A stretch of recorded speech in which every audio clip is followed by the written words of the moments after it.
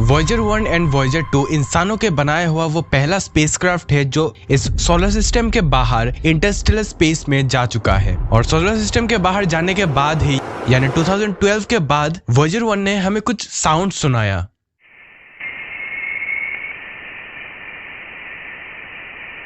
और ये साउंड हमें कुछ महीनों तक सुनने को मिला। और 2012 को एक बार फिर से वॉयेजर ने हमें एक और साउंड सुनाया, जो साउंड हमें फिर से कई महीनों तक सुनने को मिले।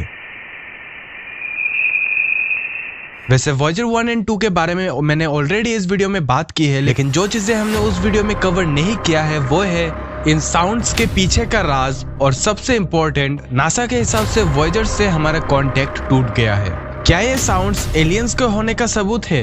और क्या हमारा वॉयेजर स्पेसक्राफ्ट अभी एलियंस के कब्जे में है? खैर, इनके बारे में तो तभी पता चलेगा जब आप इस वीडियो को पूरा एंड तक देखोगे। सो हेलो दोस्तों, मैं हूं गौरव और हमेशा की तरह आप देख रहे हैं ज्ञान factory. So let's get started.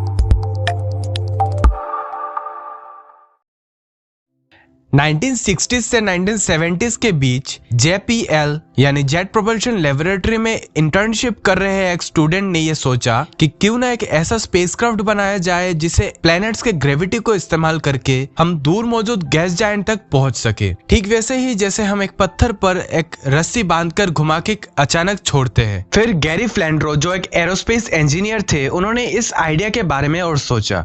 और उनके कैलकुलेशंस के हिसाब से 1980s को सारे प्लैनेट्स एक ऐसे स्पेशल पोजीशन में आने वाले थे जिसका इस्तेमाल हम स्पेसक्राफ्ट को दूर भेजने के लिए कर सकते थे। उस टाइम को सारे प्लैनेट्स एक स्ट्रेट लाइन में आ रहे थे और बस नासा लग गया इस मिशन को अंजाम देने, क्योंकि अगर वो उस टाइम का इस्तेमाल ना करते तो ऐसा पोजीशन फिर सेंचुरीज बाद ही आता। और आखिरकार 1977 को वॉयेजर स्पेसक्राफ्ट को लॉन्च किया गया। अब इस स्पेसक्राफ्ट को बनाया गया था स्पेशली दूर मौजूद गैस जायंट्स को स्टडी करने के लिए और उनके मून्स को भी स्टडी करने के लिए। पर पता है इसमें सबसे इंटरेस्टिंग बात क्या है? वॉयेजर स्पेसक्राफ्ट को सिर्फ 10 साल तक काम करने के लिए ही डिजाइन किया गया था, पर लकीली ये हमारे अंदाजे से कई गुना ज्यादा ड्यूरेबल निकला। तो ऐसे में नासा ने सोचा कि क्यों ना वॉयेजर 1 और वॉयेजर 2 को और दूर भेजा जाए ताकि हम इस सोलर सिस्टम को और अच्छे से जान पाए। और वॉयेजर 1 और वॉयेजर 2 दो डायरेक्शंस में इस सोलर सिस्टम के बाहर जा रहे थे।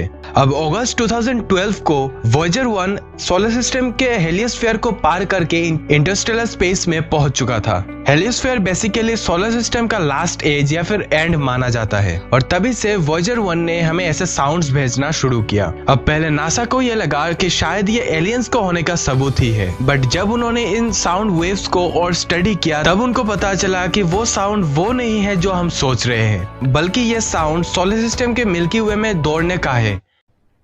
अरे कहना क्या चाहते हो? Wait, what? Confused, right? Suppose आप एक गाड़ी या फिर बाइक चला रहे हो और वो भी तेज रफ्तार में, तो ऐसे में आप तेजी से हवा को काट कर आगे बढ़ते हो और आपने शायद ये नोटिस किया होगा कि तब आप हवा का वो आवाज सुनते हो। ठीक वैसे ही हमारा सोलर सिस्टम इस मिल्की वे में ट्रेवल करता है और हमारे सोलर सिस्टम के ब्लैक होल का चक्कर लगाता है। तो ऐसे में इतने रफ्तार से हमारा सोलर सिस्टम इंटरस्टेलर गैसेस को चीरकर आगे की तरफ बढ़ता है। और वॉयेजर 1 हमें जो साउंड भेज रहा था वो और कुछ नहीं बल्कि इलेक्ट्रोमैग्नेटिक वेव्स है। हेलियोस्फीयर के बाहर इतना ज्यादा टेम्परेचर है जो आप सोच भी नहीं सकते। तो ऐसे में सारे पार्टिकल्स आयोनाइज्ड होकर चार्ज्ड पार्टिकल्स में बदल जाते हैं और वही charged particles electromagnetic waves release करते हैं। अब आप शायद ये सोच रहे होंगे कि हम इलेक्ट्रोमैग्नेटिक वेव्स को कैसे सुन सकते हैं? तो हम इलेक्ट्रोमैग्नेटिक वेव्स को नहीं बल्कि साउंड वेव्स को ही सुनते हैं। नासा उन इलेक्ट्रोमैग्नेटिक वेव्स को साउंड वेव्स में कन्वर्ट करके सुनाता है।